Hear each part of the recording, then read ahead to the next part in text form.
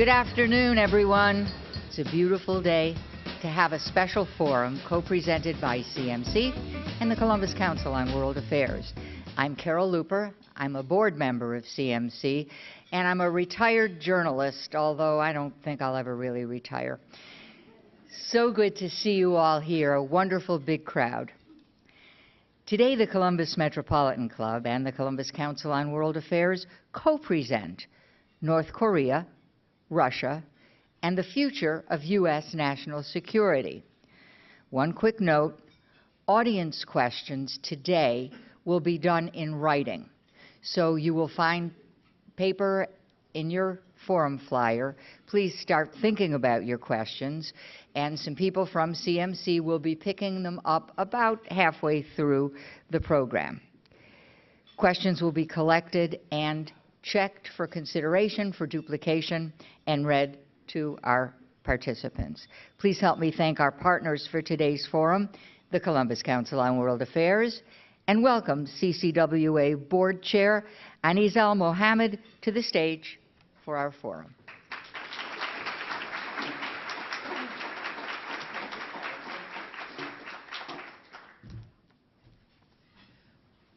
Thank you, Carol. As chairman of the board of the Columbus Council on World Affairs, we are pleased to co-present today's forum with the Columbus Metropolitan Club. Our organizations share a commitment to provide opportunities for civil discourse and dialogue so that we all may be more enlightened about the world we live in. Thank you all for joining us today for what I'm sure will be a thoughtful and engaging discussion with our invited leader. Thank you all also to all of our mission partners, as well as the many individual donors here today, and each of you whose generous support enable us to do what we do. I would like to, at this point, give a big shout out to my colleagues from CVG, including Pat Miller, the president and CEO of CVG, who are here today.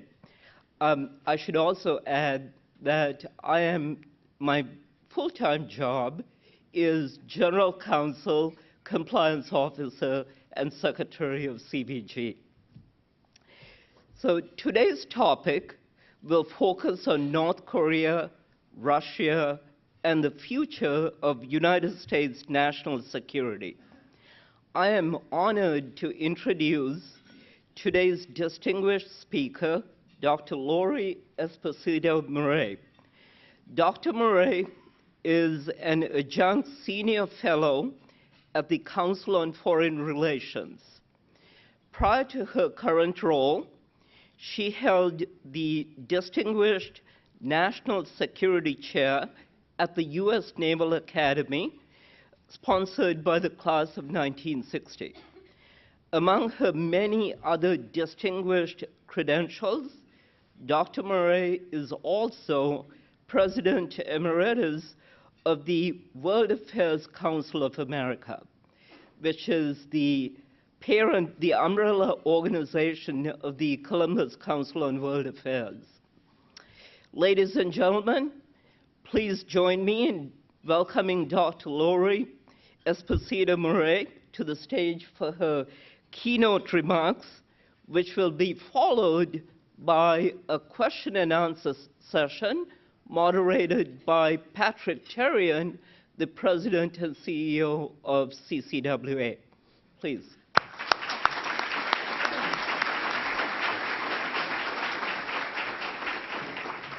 Thank you very much, and thank you for that lovely introduction, and thank you all for coming, and Patrick for the invitation to come. I am a passionate believer in global understanding and education for the American public, which actually led to my trajectory of running the World Affairs Councils of America. And I am really pleased to see the turnout here, and very pleased to see, particularly the students from Ohio State who are here as well, because the next generation, these problems are going to be with us for a while, and the next generation of leaders is extremely important. I also had the privilege, before I came about a week or so ago, of meeting your governor at a forum in Washington, D.C., and he told me that this was probably one of the best invitations I could get to come to Columbus. So, so thank you very much, and I'm really happy to be here. What I'm going to do is, in 26, is talk about Russia and North Korea, but in a little bit of a larger context. In 2016, the Joint Chiefs of Staff basically outlined 5 major threats that we plan against in terms of how we are policy and how we, and most importantly for the Joint Chiefs, how are we going to structure our defense strategy, policy, capabilities. Those five threats include Russia, China, North Korea, Iran, and violent extremism. And what I'm going to do is talk to you about Russia and North Korea, and then we can, in the open discussion with Patrick and with you, deal with the remaining issues, and obviously they're going to be some, the other 3 will be woven into this discussion as well. But I'm going to focus on Russia and North Korea because those are the 2 that have been jockeying for number 1. In 2016, Russia was the number 1 threat, and in 2017, North Korea bumped it off. The way the Joint Chiefs Chairman described what was 1 and what was 2 was that these aren't really linear. This is how we do our defense planning and strategy, and that he sees Russia as our most important military threat because of their military capabilities, and North Korea as our most immediate threat. But before I get to Russia and North Korea, I do want to make 2 overall points. And that one is about the 5 threats. One is that all of these threats have a nuclear component. And that's not just by coincidence. That, I believe, is the reason why they move into this category of the most serious and important threats in terms of our defense planning. And the reason, what you have to keep in mind, is that there are now in 2017 a series of catastrophic weapons that have come onto the landscape, including, as you all know, particularly those of you in the business community, cyber. But there is still a difference between catastrophic and existential. And nuclear weapons are still the only weapons that I believe really hold that category of an existential threat. It's because of their destructive capability. And just to put this in a very simple context, the way you measure destructive capability of a nuclear weapon is in terms of tons of TNT. And so 1 kiloton is 1,000 tons of TNT. Hiroshima and Nagasaki were about 20 kilotons, or 20,000 tons of TNT. And most of the weapons, nuclear weapons out there today, particularly in the U.S. arsenal, run the gamut in the hundreds of kilotons of TNT. And so you're really dealing with single weapons that have tremendous and exponential destructive power compared to other weapons in the arsenal. We made a lot of progress on nuclear arms control, and I'm sure you now, you may be familiar with the fact that there is a chart that concerned President Trump about the decrease in U.S. nuclear weapons. In 1986, we reached a peak. Remember, in 1945, up until the Trinity test, there were no nuclear weapons, and the Trinity test was in July. By 1986, there were 70,000 nuclear weapons worldwide. Over 90% were held by the U.S. and then Soviet Union. Today, there are about 15,000 nuclear weapons. Major decrease, 80% decreases, and this is mostly because of the decreases in the U.S. And Soviet, now Russian arsenal under the arms control frameworks we've had. And under New START, we're going down to 1,500 deployed warheads each. Tremendous progress. The international community still believes that more needs to be done and should be done faster by both the U.S. and Russia. But we're at a pivot point in terms of arms control, where President Putin has said he won't look at further arms reductions until, because of the U.S. deployments of ballistic missile defense against the Iranian and North Korean threats. And so we're at a pivot point, which way Putin is going to go on arms control and on also nuclear security and locking down materials. We also, on the nuclear side, this is actually a finite problem. There are 9 nuclear powers today. And in the early 1960s, President Kennedy was projecting that there would be 20 or 30 nuclear powers within the next 10 or 20 years of his administration.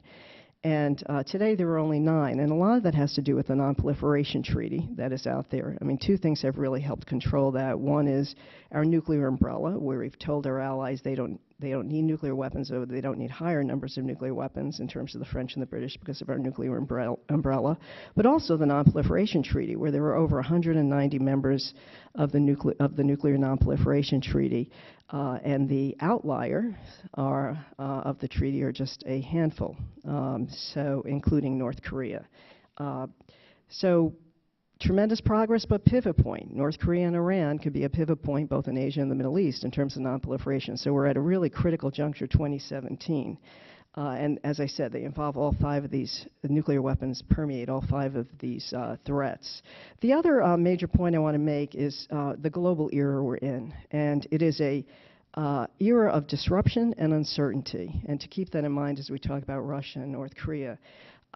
Major disruption, the cause of which goes back to the collapse of the Soviet Empire. And there were other major factors that have contributed to this, obviously the digital revolution, the financial crash in 2007-2008. But the principal reason why there is so much disruption is because in 1992, a major empire collapsed, and the world is still reeling, trying to deal with the fallout of a major empire collapsing after a war, after a world war. This was a Cold War, but we saw the same thing happen after World War I. We saw the same thing happen after World War II. And that's the principal reason why we're seeing major disruption now. And so keeping both of those in mind, plus the fact that this major disruption and uncertainty period is happening when we're going through leadership transitions in the 3 major powers. President Trump in January 2017. Xi Jinping is having his 19th Party Congress as we talk today, just started yesterday China time. And you also have President Putin going through an election in 2018 in a couple of months. All 3 leaders are major disruptors. And we are going into a phase of where the first Cold War period is over, of the U.S. being basically the only sole superpower, to a second phase of this post-Cold War era where you have a rising China and a resurgent Russia. I think the Director of National Intelligence really summed it up well in 2014. So this all started before 2017, when he said that uncertain instability is now the new normal globally in terms of where we were in the world. And he actually compared it in terms of mass killings by state powers, refugee numbers, and compared it to the 1990 period, really using the collapse of the Soviet Union and that period in terms of how uncertainty and instability has risen. So with those 2 points as backdrops, just to turn to Russia. How did Russia become a threat? 1992. Soviet Union collapses. Russia's our strategic partner. Russia's becoming democratic, is now a democratic state, working with us, an ally. How did we go from that to it on the top 5 threats that we actually benchmark our defense forces against? And I think there are several main reasons. One was the difficulty of a country that had been run by the Soviet Union and communism for 75 years transitioning to democracy. And I actually have very firsthand experience on this because I left. I had been working for Senator Nancy Kassebaum, who was a Republican from Kansas on the Hill in the Senate, doing her national security, her Foreign Relations Committee work. She was on the Foreign Relations Committee. I also did her defense and intelligence during the Reagan and Bush administrations, but left to go over to the International Republican Institute, which is under the umbrella of the Democracy Institutes. There's the International Republican Institute and the Democratic Republican Institute under the National Endowment for Democracy, and which Senator McCain was president of. And I ran the transition programs, democracy transition programs for Russia. A couple of really key things. One is after World War II, we had a Marshall Plan. There was no Marshall Plan for Russia, and I was actually on the Hill when Condoleezza Rice came up as the NSC representative to talk to Hill staff about the program for Russia, which is very minimal. I believe it was something like $10 million, and you actually saw the leadership of the Senate, both Senator Dole and Senator Mitchell, come together to raise the number for Russian programs after the collapse of the Soviet Union. But when I went over to the International Republican Institute, there were no groups to work with, no institutions to work with in terms of democracy, rule of law, voter registration. I mean, you just go down the list of any of the key things you need. It was really nascent. It was starting from the ground level, and it was very difficult. And you know, as I said, there was no major Marshall Plan to deal with what was happening. What's fascinating today is that we do actually have in the second post-Cold War era that we're going into, a major Marshall Plan that's out there, that's being offered, that's already moving out, and that is actually being offered by China. And that is China's Belt and Road Policy, $1.4 trillion program, infrastructure program, involving about 60 countries to basically resurrect the old Silk Road, connecting Europe and Asia together in terms of trade and commerce. And China is actually leading this effort, and we just heard Xi Jinping yesterday that within the next 10, 20, 30 years, he hopes that China will actually regain its role at the center of the global community. And but Russia collapsed. Democracy was very difficult. There were no foundations there. Or Soviet Union collapsed. There were no foundations there in terms of transitioning to democracy. It was very similar in terms of the free market. And what we have seen develop is getting moving from a communist system to a capitalist free market system. What we've seen developed is this crony capitalism. And then after the collapse of the crisis, the 2007 global crisis, China actually became a model that many states were looking at in terms of capitalism with their state capitalism, including Russia. But Russia was well on the road early on, even before the collapse of the Soviet Union, in terms of crony capitalism and dividing up the pie of natural resources among a very, very small elite group of people, most of whom are associated with President Putin right now in terms of controlling that economy. In terms of inequality, in countries' inequality level, Russia is one of the highest. One of the estimates is that about 111 oligarchs control about 30% of the economy. All of this was done legitimately. Most of it was done legally because they were passing the laws to allow the privatization to go into the hands of very few. But nonetheless, transitioning to a free market economy was very difficult. Putin comes into power in 2000, promising stabilization after the chaos of the 1990s. He also, 2000 was the first year that pensions were actually paid, and that is a large part of his support, not only in terms of stabilizing the political order, but also actually showing that the state could help the economy perform for individual people, while at the same time consolidating the riches, the natural resources and riches of that country in a small group, among a small group of people.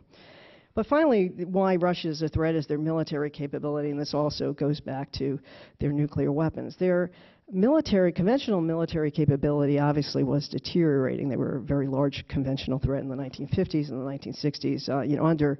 Under the Soviet economy, their conventional forces were deteriorating, but they never, they held on to their nuclear weapons, and even after the collapse, no matter what state their conventional forces were in, and still relative to other countries was a much strong, a very strong conventional force. But even relatively speaking, they still maintained their nuclear weapons. And part of Putin's resurgence of Russia, Greater Russia, his strategic thinking on Greater Russia, was the fact that he was reminding not only Russians but the rest of the world that they still are a major nuclear power, and brought the whole nuclear issues right back to the forefront in terms of being symbols of power and prestige and why Russia needs to be dealt with as a superpower. It was really fascinating in the, I believe it was about 2014, I attended a conference. I was at the Naval Academy at the time, and I brought my midshipmen to a conference on nuclear issues that the Carnegie Endowment for International Peace holds every 2 years in Washington. And we were attending a session with the head of the U.S.-Russia Institute, which is a pretty significant and important organization in Russia, and an American ambassador who had worked on arms control, and a Chinese official. And the entire Q&A from the audience, and there were 100, 200 people in the audience, were all being directed to the Chinese official. And finally, a question was directed to the Russian official, and he said, he thanked them, and he said, "This is what happens when you are a failed superpower. No one wants to hear from you anymore." And just hearing that, I have been reading, and how Russia was, this is 2014. Putin has already made, it very clear that Russia has been taken advantage of on the international scene by the U.S. as a sole superpower, not consulting on Serbia, expanding NATO. He has a whole list of grievances, but to actually hear a Russian official talk about it on that micro level, that he was obviously piqued that he had not been paid any attention in this session, and all anyone wanted to hear from was the Chinese official. I really thought brought that all clearly home. People question whether, actually debate whether Putin is strategic or whether he's tactical. I actually think he's both. I think he has a real vision of restoring Russia to Greater Russia, which he has clearly said includes where the Russian populations were. Remember, you had the Soviet Union became 15 different countries, and Russia is still, I believe, the largest country in the world. It goes through 11 time zones, but nonetheless, in terms of shrinkage, there were 30 million Russians, citizens who were outside of the borders of Russia when the Soviet Union collapsed. And Russia does have a declining population problem, which Putin has also said is probably one of the most important crises facing them as a nation. But I think he's very strategic. He sees a Greater Russia. This all became very obvious that he wasn't going to abide by international rules when he went into Ukraine and annexed Crimea and is still in Ukraine. But I think he's also very tactical. I think he is someone who is very flexible in terms of responding to really responding to the U.S. and U.S. leadership role and looking for those vacuums and looking for those gaps. And you saw that in Syria after the red line decision by President Obama not to strike Syria, and Putin came in and sort of parachuted in to solve that problem with the Chemical Weapons Convention and to re-engage Russia in Syria, which was very important to them. And you see it also happening in North Korea as the Chinese have been distancing themselves and supporting sanctions and cutting off energy with the latest sanctions, the last 2 rounds of sanctions.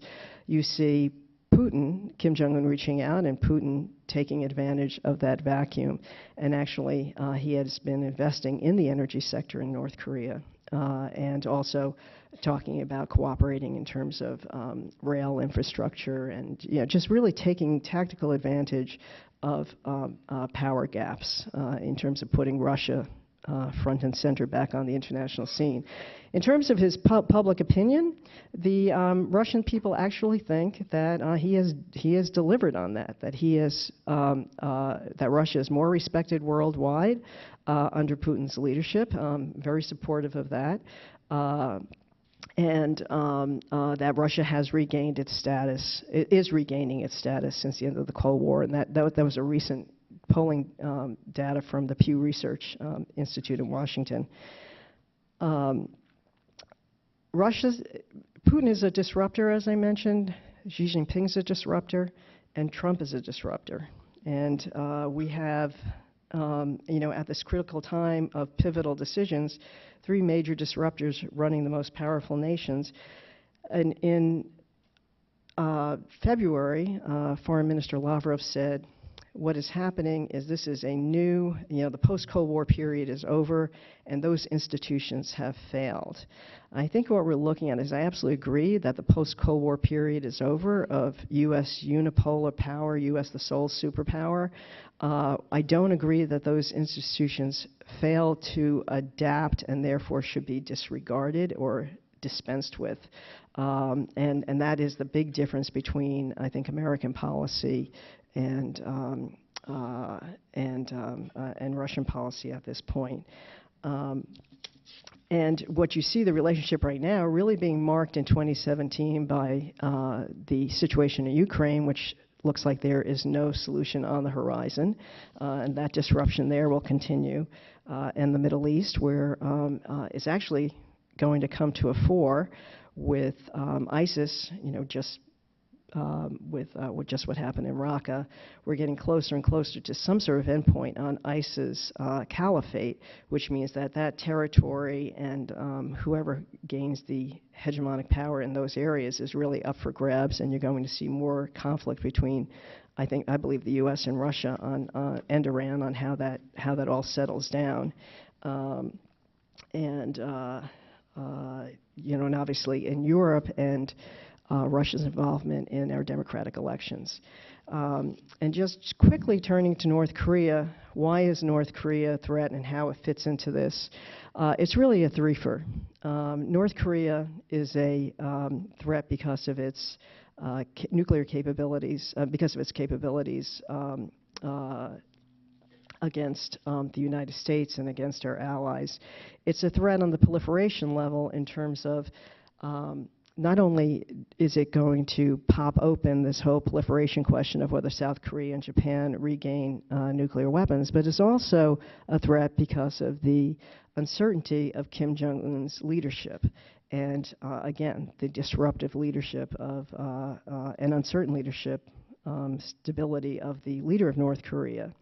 And what is bringing this all to a fore, and what has changed since January 2017, is the fact that their capability has proceeded much faster than we had anticipated, both in terms of ballistic missiles and in terms of nuclear weapons, with the only technical engineering question remaining as to whether they can actually have a reentry vehicle nuclear weapon enter the atmosphere, which is the last piece. That had been projected out to 2020, 2025, 2020, now it's 2018. And the U.S. military believes we have to deal with that as a threat now. The other thing that has changed in terms of our assessment is how much nuclear material they have. We believe they may have more nuclear material than the usual 10 is the number of nuclear weapons that we say they have. We believe they may have more nuclear material than that, so capabilities. And you combine that with the other assessment that was new with the intelligence community in the beginning of the year, which is that Kim Jong-un has consolidated power. And prior to this, it was always a question. And that is really what you combine that with our own president, who has a very unconventional, as Secretary Tillerson said, approach to these issues, and who is determined to deal with them, and determined to deal with them in unconventional ways. And you get us to the situation of our 5 threats.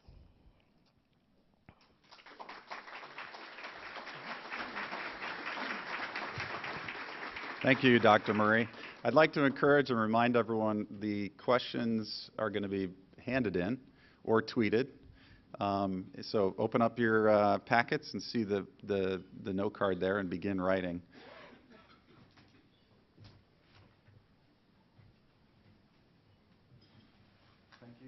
Thank you, Dr. Murray. Are we good here? Andy? Yeah? Great. I wanted to bring China into this a little bit more. I know it's one of the five, and I'm kind of thinking about it as one of the two of the five as well, and I think about North Korea. There's a lot of pressure that the U.S. is putting on China to do something about it. You know, you're right next to North Korea. Do something about it. Can you talk more about China's role in North Korea? If you think they have leverage, how might we use it if we could? And yeah, let's just start with that. Well, there's, is this on correctly? Can you hear me? Okay, great. There's no solution to North Korea without China. A large part of that is because, as you all know, China is basically the major economic ally of North Korea. It provides 80% of its energy, is its main, if not only, trading partner. And so China is absolutely central to a North Korea decision or solution. But what's really important to keep in mind is that there's also a limit to, I think, how far China can go. And President Trump has actually made significant progress in terms of moving China on sanctions. And you know, it's a combination, I think, of President Trump's effort with China and his relationship with Xi Jinping. And I do think that relationship is a close one. He has talked to him over I think about 9 times on the telephone. They are really personally in touch. And everything you read and see, the president is someone who is very much motivated by personal relationships, and he does have a very close one with Xi Jinping. But I think what's really important to keep in mind is that there are real limits in terms of how far China will go. China has real national security concerns regarding the North Korea and the Korean Peninsula. It does not want the U.S. troops on its border. It does not want a unified North Korea that has U.S. troops on its border. North Korea is a very important buffer for China in terms of U.S. role in the region and U.S. role on the peninsula. It also doesn't want the fallout of the refugees that might come with a crisis that would flood into China. And those are, you know, those two are pretty much talked about a lot. There's another piece of this, though, which, you know, why the North Korean problem, you know, there are limits to how far China would want to go, that I believe is because China benefits from the U.S. being distracted by a North Korea problem, because it distracts us from what else China might be doing in terms of its relationships in the region. And its extension of power, both military and you know, South and East China Sea, as well as economic, which is, you know, pretty significant, particularly since the U.S.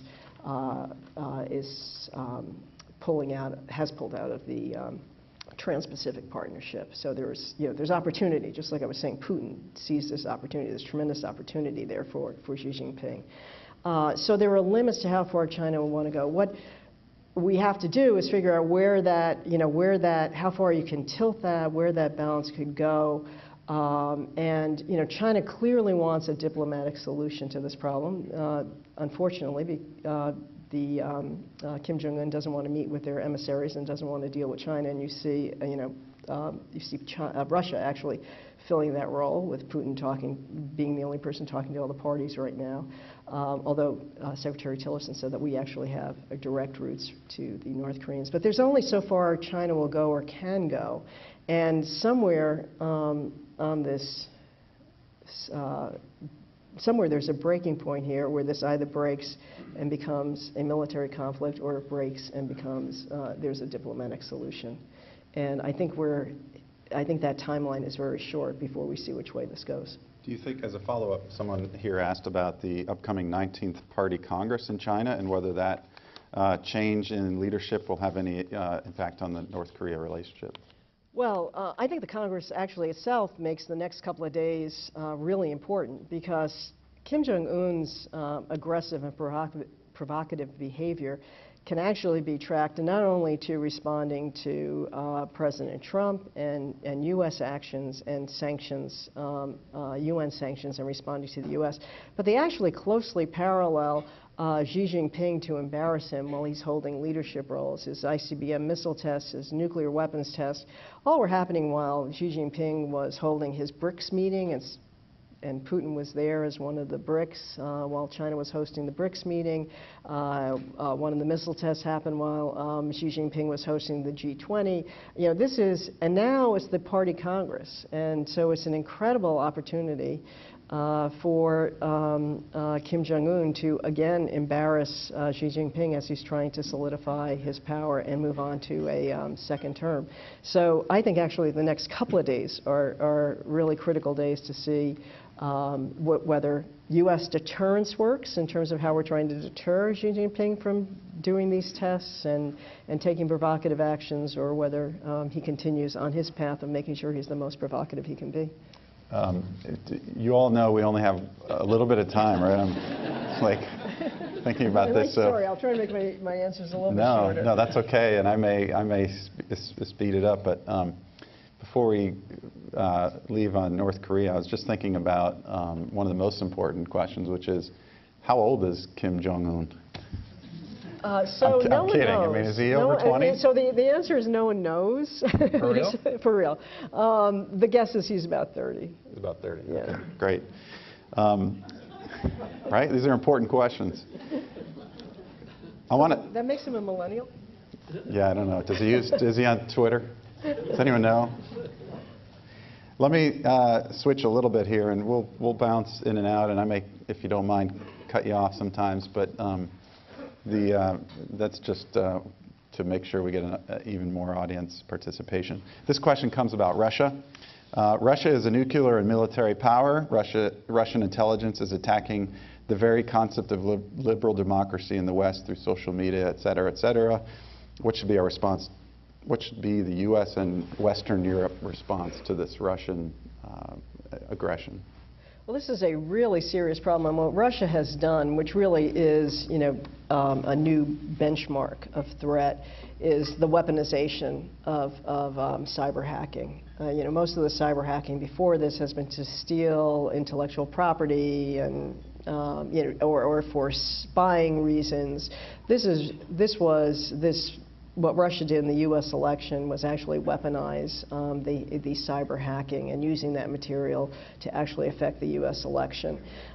We've seen Russia openly in Europe working with, actually giving 10 million euros to Le Pen's campaign. I mean, that was an open contribution from the Russian Federation, and never mind what they're doing similarly with Facebook.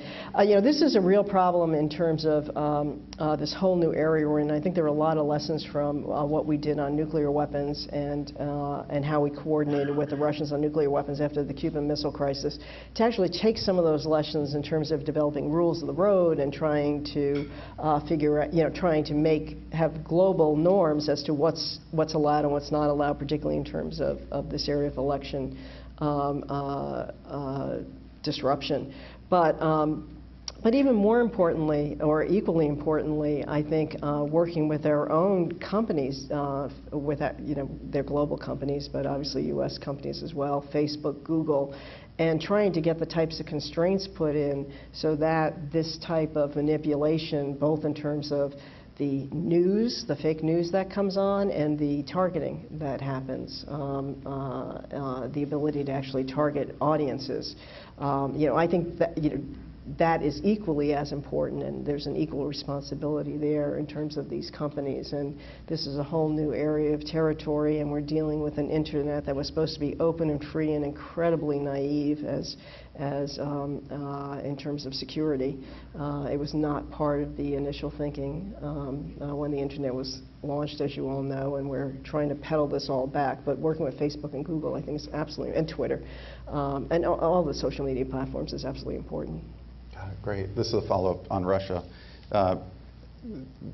John Mersheimer at the University of Chicago has made the case that we are pushing Russia into a more defensive and protective posture by our support of Ukraine and our push to expand NATO. We are making it more dangerous through this kind of pressure on Russia? Please comment. You know, this really goes back to the whole NATO enlargement issue and what we should have done or could have done and who lost Russia. I actually think, you know, having been involved, I was involved on the democracy side, and then I went into the Clinton administration, and I was actually involved again with Russia. I had been at the National Academy of Science in the 1980s, meeting with Russian physicists at the Soviet Academy of Sciences, and you know, in the Soviet Union.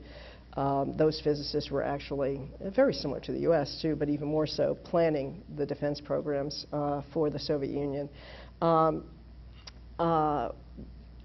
When I was in the Clinton administration, I actually participated in the Gore-Chernomyrdin, you know, helped as a staffer participate in the Gore-Chernomyrdin meetings that were happening because of what I was doing on the Chemical Weapons Convention. And what was fascinating to me was that even though Russia the Soviet Union had collapsed, the national security thinking really hadn't changed. It was much slower to change. Just like it was very hard to, you know, take a nation that had, you know, with no democratic foundation and turn it into a democracy, to take a national security community. The leadership had changed, but it was the Soviet leadership that had switched. It went from Gorbachev to Yeltsin. You know, so to take this national security community, and I'm sure the same thing was true with the intelligence community, and get them to redirect, it was really, and to look at the U.S. as a partner was really difficult. So it was not just the U.S. difficulty of looking at Russia, you know, how do you fit the new Russia into this role? It was also the difficulty of I think that the Russian defense community is seeing us as a strategic partner. It does, I mean, it is, you know, whether we should have done in terms of enlargement what happened, you know, and should we have found a better role for Russia in the security parameters of Europe, I think is an open question for debate. I think where we are right now, though, is, you know, you have to deal with the realities on, you know, where you are right now, and you've got Russia who has violated the international norm of territorial integrity after guaranteeing Ukraine that integrity, along with the U.S. and the British and Russia, guaranteed Ukraine that integrity after they gave up their nuclear weapons in the mid-1990s, and that they traded off giving back to the Soviet Union the nuclear weapons that were stationed in Ukraine for respect for their sovereignty. And that is a, you know, it was a memorandum, the Budapest Memorandum. The Russians claim it wasn't a treaty, it was only a memorandum. But nonetheless, you know, they have violated, we're dealing with a violation of territory in a post-Cold War era. And I think we have to face that and really push back on that, because you can't let that be what happens to the Baltics. You can't let that be what happens to Poland. I mean, this could have a real stream effect. Got it.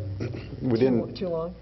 No, that's okay. That's okay. Sorry, but I wanted to give you a chance before we get into some more of these. I'm going to make a speed round here coming up, so get ready.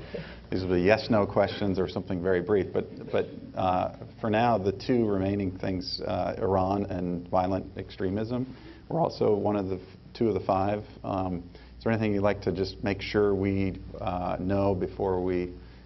If we were to leave today, what should we know about Iran? What should we know about violent extremism? Why were they on this list? The reason why Iran's on the list has gotten a lot of attention in the past couple of days with the President's decision not to certify Iran under our domestic law in terms of the nuclear agreement. And you know, it is the Iran support for violent extremism in the region. It's Iran's ballistic missile capability development. It's as well as concerns about their nuclear program under an agreement that is time-bound. Most of the enrichment constraints on uranium are lifted in about 10 and 15 years.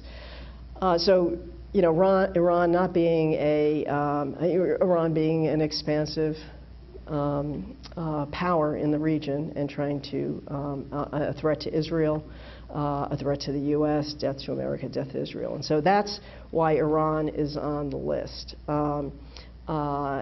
Separately, in terms of the Iran agreement, I think the President's decision is actually really a profound pivot point in terms of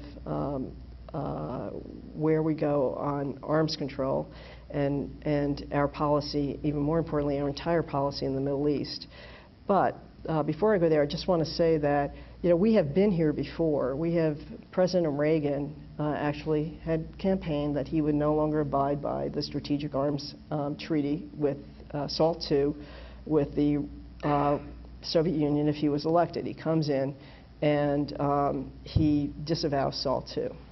Interestingly enough, he did abide by it because the Joint Chiefs of Staff said, let's continue to abide by it until we get something else, because it actually helps us with our planning. It has constraints that actually tells us on these, whatever these limitations are, it tells us where the Russians are going. And interestingly, President Trump tried to cut the same path. He wouldn't recertify under U.S. domestic law, and I will tell you that having worked on the Hill for almost a decade, any piece of legislation that requires a recertification in 90 days is dooming whatever that is that you have to recertify on. When you want to really cause trouble on a program, you used to ask for yearly reviews, like yearly MFN for China. 90 days meant that whether it was President Clinton or President Trump, and even if they thought it was going to be President Clinton, it was going to put her in a hot seat. It was going to put the Iran issue on the table for those members of the Senate who didn't agree with whatever happened. So that was a death knell to begin with. But I think President Trump was trying to cut this same path where he didn't recertify, we're staying in the agreement, and we want improvements. Unfortunately, I think, though, that it may be more disruptive to the Middle East, and a lot of this depends on how our allies respond. It may be more disruptive because it's actually hardening the U.S. position in the Middle East. We have traditionally played, even though Israel is our closest ally, we've traditionally played somewhat of a balancing role trying to seek peace in the Middle East, and even if we didn't do it successfully, we at least try to play this role. Between this and the Qatar decision, where the President clearly came down on the side of our allies, Saudi Arabia, the UAE, in terms of isolating Qatar, this is another step in that direction. That was to help isolate Iran and to isolate anyone who is working with Iran, and this is another step in that direction to isolate Iran in the region. And so it's actually changing our overall Middle East policy in a much harder direction. And I should mention, too, though, while everyone is reporting that our allies disagree with this decision, our allies and the other parties to the agreement disagree with what's happening and believe Iran is abiding by it. But our allies in the Middle East, Saudi Arabia, the UAE, are all supporting the decision. Israel are all supporting the decision on Iran. Personally, my own opinion, I can skip. If we don't have time. Go ahead. I really do think all those other elements of why Iran is a problem are very, very serious elements. Some of them have increased. Iran's role in Syria has increased, particularly as the war has intensified. We're actually working with Iran, but that's going to split, as I was mentioning, with Russia when we try to figure out pieces of what happens to these areas where the caliphate had been and who controls them. But we really need to work on those areas. I don't quite see the logic of disrupting an agreement that's working on a really critical trouble area while you're trying to work on these other ones. I'm going to interrupt now, if I may. Sorry. Think of it like you're in the White House. I'm not saying I'm anyone, but I'm just saying, if you were in the White House right now and President Trump came to you and said, Dr. Murray, 5 threats, that's too many. I don't know what to do with that. What should I be focused on today? What should Tillerson be focused on? What should my cabinet be focused on? You got 20 seconds. I would say you don't have the luxury of being linear. You have Great. So then what should I do?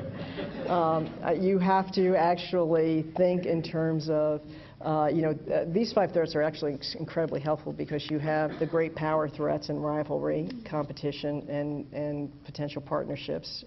China and Russia. Okay, that's all the time I have. Senator McCain just tweeted. quick. Rogue Quick. states, Iran and North Korea most important, and violent extremism, Thank ISIS. you. Great. Does the would the travel ban make? And this is the problem with the White House. So, I can be president. What will the travel ban, if it's ever comes into execution, will it make America safer, as has been the reasoning behind the travel ban? Yes or no? Well, you know, I am having a hard time keeping up with the iterations of this travel ban. I will just talk about more generally how to keep America safe in these times in terms of immigration and refugees. These are really disruptive times. We have had seen, as I mentioned, more refugees since World War II, and dislocations. Do you think America would be safer without allowing immigrants and refugees into the U.S.? No. What? But no. No, But okay, yeah. no. But I was going to say this is a really serious problem, though, because of as we are winning against the caliphate, you have large streams of ISIS supporters leaving. And you have to deal with that, and Europe has to deal with that, and we have to deal with that. There are ways to deal with that where you're also protecting refugees and you're also ensuring immigration, which is absolutely critical to our development culturally and economically as a nation. Great. I would just end, if you could help us bring this even more local, you know, like what do I worry about every day as I worry about what are my teenage kids doing? You know, that's like number one. Will I get hit by a person who's driving and texting? Like, what do you think about and lie awake thinking about, knowing what you know, and what should we be worried about day to day in terms of national security as citizens in this great region? Well, I have tears of worry, and I do. Yes or no? I'm just kidding. And I do. You're top one. And I am a worrier before I go to bed. I'm a worrier. Everything's going through my brain. I was going to say top tier, most immediate national security is North Korea and how that's going to turn out. And that is the most immediate threat. I don't think longer term China, Russia, when I'm going to bed at night, is immediate in North Korea. And the North Korea situation is an immediate situation. The other, so there's global issues, and then there's family, my children having jobs. Will my children be employed? And that's what brings it. And I think these two are actually all connected, the global and the local, but those are the two things that keep me up at night. Thank you. Thank you. And I appreciate that. Please join me in thanking her once again.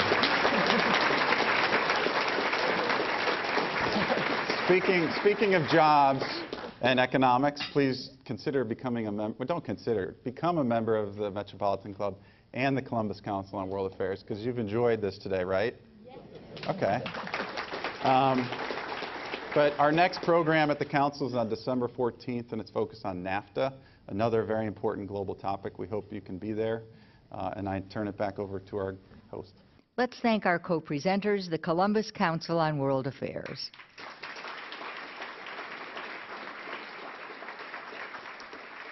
And our speakers, Lori Esposito Murray and Patrick Terrien.